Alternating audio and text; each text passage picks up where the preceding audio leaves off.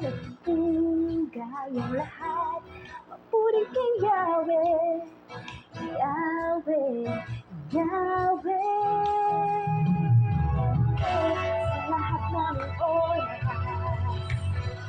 sa bawat araw, pinupuri at sinasamba. Ikaw ang tunay na Diyos, Hari ng mga hari.